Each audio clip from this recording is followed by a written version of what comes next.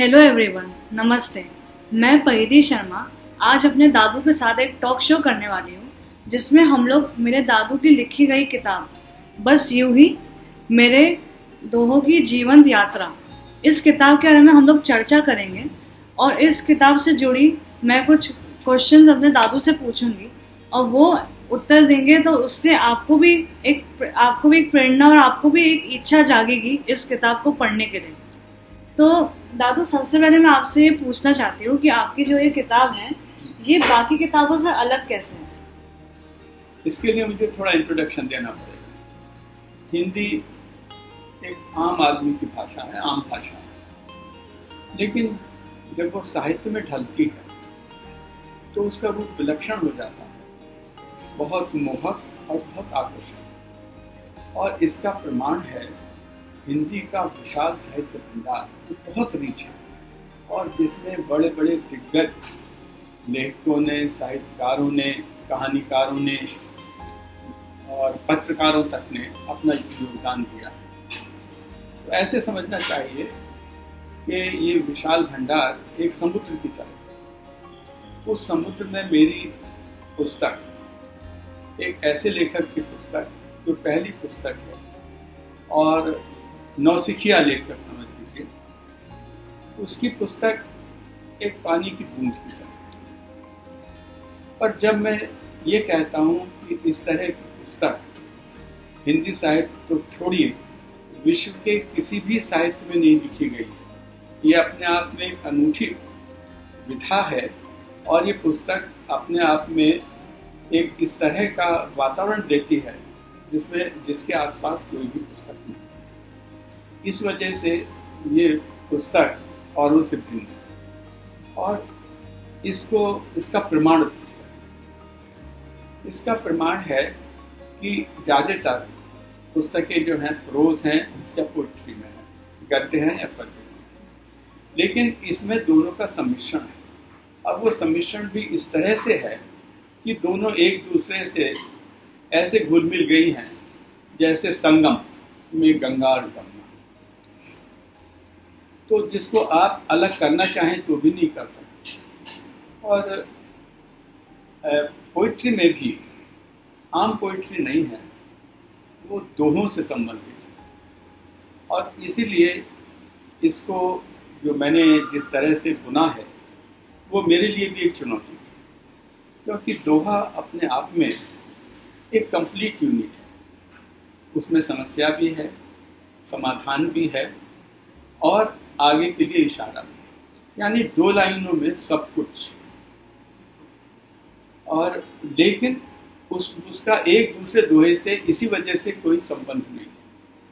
मैंने उस संबंध को जोड़ा, अप्रोच के माध्यम से जोड़ा, और इस तरह से जोड़ा है कि उसमें एक रास्ता बनी रहे, वो लगे कि एक माला के दाने की तरह से हो, उसमें जो रुचि है वो भी कम ना हो, रोचकता भी उसकी बनी रहे, पढ़ने वालों को भी उसमें बहुत अच्छा लगे, और वो कहीं उसमें ये उंगली ना धर सके कि हाँ, यहाँ वो माला के दाने टूट गए हैं या बिखर गए हैं। तो इस तरह से मैंने ये फिर दोबारा कहता हूँ कि मेरा ये दावा है और चुनौती है। इस चुनौती को हिंदी साहित्य स्वीकार करे, और अगर कोई दूसरी पुस्तक है तो मुझे बताए, वरना इसको इसी रूप में स्वीकार करे कि ये अपने आप में एक अनूठी पुस्तक है। तो दर्शकों, आपने सुना होगा दादू का जवाब। ये बहुत ही अनोखी किताब है, तो आप लोग इसको ज़रूर पढ़ें। अभी अगला सवाल दादू आपसे ये है कि आपकी जो किताब का शीर्षक है बस यूं ही मेरे दोहों की जीवंत यात्रा, आपका इस शीर्षक से आप क्या दर्शाना चाह रहे हैं? आप मतलब इसकी क्या सिग्निफिकेंस है इस शीर्षक की? सच बात यह है कि इस शीर्षक को हम दो भागों में बांट सकते हैं। एक तो बस यूं ही से मेरा तात्पर्य यही था कि जब मैंने दोहे लिखे तो लिख दिए। उस वक्त मेरे सामने कोई कल्पना नहीं थी, पर एक ये सवाल था कि भाई इन दोहों का क्या किया जाए। तो उस वक्त मुझे ये स्ट्राइक हुआ कि इनको इस तरह से प्रोज से जोड़ा जाए कि इनका स्वरूप बदल जाए, क्योंकि अभी तक क्या होता है, आपको कहीं दोहे मिलेंगे या उसी व्याख्या मिलेगी, कोई रामायण में है, कोई गीता में है, लेकिन ये दोहे अपने आप में कहानी के रूप में है, कहते चलते हैं और उसके साथ साथ पाठक भी चलता चला जाता। तो ये दूसरे जो इसका जो दूसरा भाग है, मेरे दोहों की जीवंत यात्रा। तो मैंने जीवंत यात्रा इसलिए कहा है कि दोहों की एक सीमा है, धार्मिकता या उपदेश है, या उसमें भक्ति है, या उसमें दिशा दिखाई, जीने का तरीका बताया। पर मेरे दोनों ने उस सीमा को तोड़ा है, उससे बाहर निकले हैं और आम आदमी के जीवन से, उसकी समस्याओं से ये जूझते हुए आगे बढ़ते हैं। तो इसीलिए जीवंत हैं, जिंदा हैं, क्योंकि हमारी आज की जिंदगी से जुड़े हुए। ये इसका मोटे तौर पे अर्थ है। अच्छा दादू, आपने कहा कि ये हमारे जीवन से इनका एक कनेक्शन है, तो आपने कुछ दोहों का उदाहरण हमें दे सकते हैं जिससे हमें पता चले कि ये किस तरह से हमारी जिंदगी से जुड़े हुए हैं? बताता हूँ। एक पहले मैं इसको करने से पहले मैं इसमें एक और बात बताता हूँ, जो इसका पहला दोहा है गीता से संबंधित। और गीता के इतने संस्करण निकले हैं, इतनी व्याख्याएं हुई हैं, और तब भी गीता को कोई कंप्लीट उसमें नहीं कहा जा सकता। उसने सारा गीता को समझ लिया और उसको उसी हिसाब से लिखाया, व्याख्या किया। पर अब मुझ जैसा आदमी जिसको गीता का बहुत ज़्यादा संस्कृत का भी ज्ञान नहीं है, मैंने गीता को इसलिए कि गीता में लोगों की रुचि रहे और इस बात से हटें कि गीता सिर्फ उनके पास में पड़ोस में रहने वाली एक लड़की का नाम है, उसके अलग भी कोई गीता है, उसमें रुचि पैदा हो, उसकी तरफ ध्यान जाए, तो उसको एक दोहे मिले। अब वो दोहा है पूरा, मैंने उसको कोशिश की है कि गीता का जो भी सार है वो उस दोहे में आ जाए। तो मैं उसको पहले सुनाता हूँ कि धर्म सत्य संकल्प दृढ़, स्वार्थ करो कर्म करो निस्वार्थ, और मन प्रभु को अर्पित करो गीता का फल। अभी मैंने कहा कि धर्म और सत्य तो ठीक है, लेकिन संकल्प दृढ़, इसको मैं थोड़ा सा एक्सप्लेन करूँ। इसके लिए हम चलते हैं कृष्ण और अर्जुन के संवाद। अर्जुन का मन नहीं था, तो उसने कहा कि मेरे रिश्तेदार हैं, ये हैं, तो अब आधे अधूरे मन से कुछ नहीं हो सकता। तो कृष्ण ने उसको समझाया और उसके संकल्प को दृढ़ किया। अगर वो नहीं होता तो महाभारत का वो परिणाम नहीं होता, तो आज हमारे सामने कौरव ही जीतते, पांडव नहीं जीतते। तो इसके बाद में चल के मेरे ये दोहे आम आदमी से कैसे जुड़े हुए हैं ये मैं बताता हूँ। पर उसको आम आदमी को छोड़िए, मैं एक चींटी से शुरू करता हूँ। एक बहुत छोटा सा जीव है जिसका कोई अस्तित्व नहीं, उस पे मेरे दो दोहे।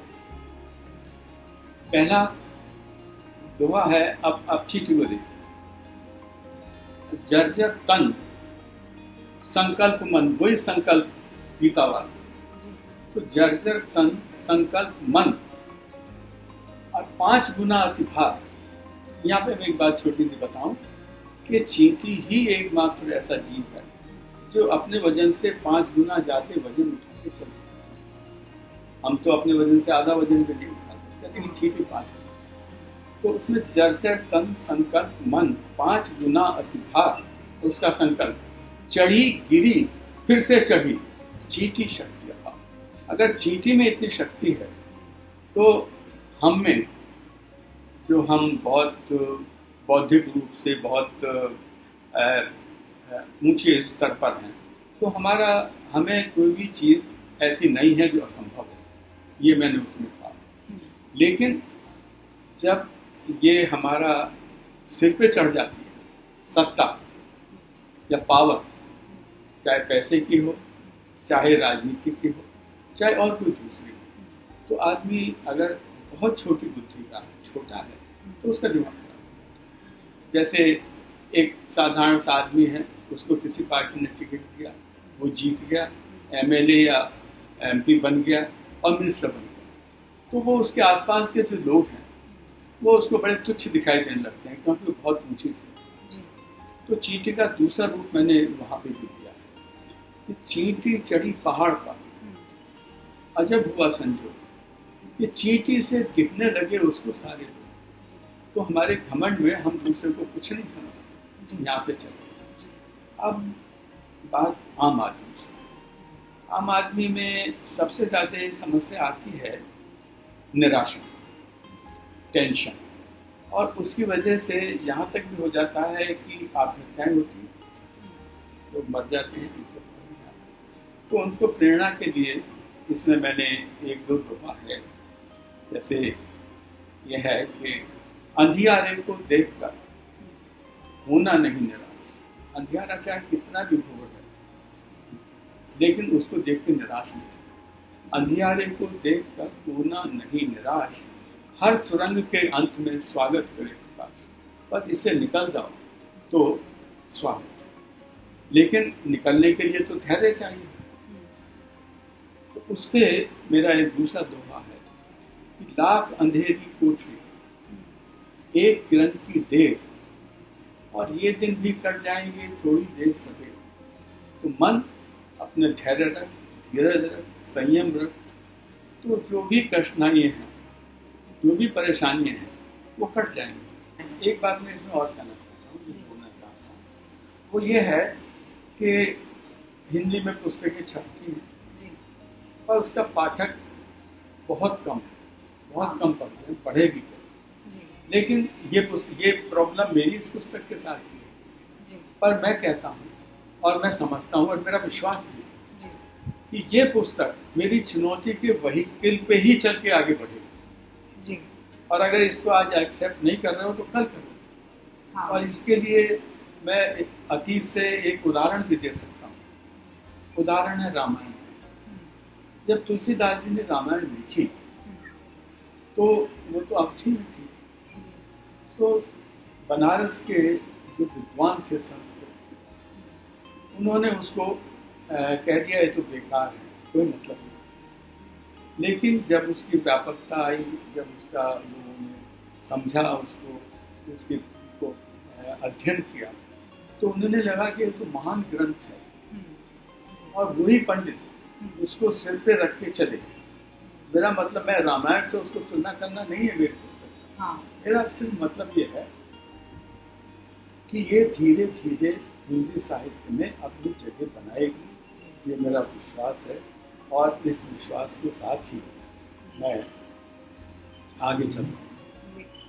तो गाइस, हम लोगों का टॉक शो इधर ही ख़त्म होता है। मैं आपको फिर से ये किताब दिखा देना चाहती हूँ। ये किताब बहुत ही, सच में आप यकीन करें, आप इसे पढ़ के देखें, और एक बार आप पढ़ेंगे, इसको पढ़ना शुरू करेंगे तो आप बिना ख़त्म किए रुक ही नहीं सकते, क्योंकि इतनी अनोखी, इतनी अच्छी किताब है और आपको इससे बहुत कुछ सीखने मिलेगा और बहुत चीज़ों के लिए आपको मोटिवेशन भी मिलेगा। और ये किताब अमेज़ॉन पे और किंडल पे दोनों जगह अवेलेबल है। हम लिंक्स भी शेयर कर देंगे, आप वहाँ लिंक पे क्लिक करके आप वहाँ अपने लिए पुस्तक को मंगवा सकते हैं।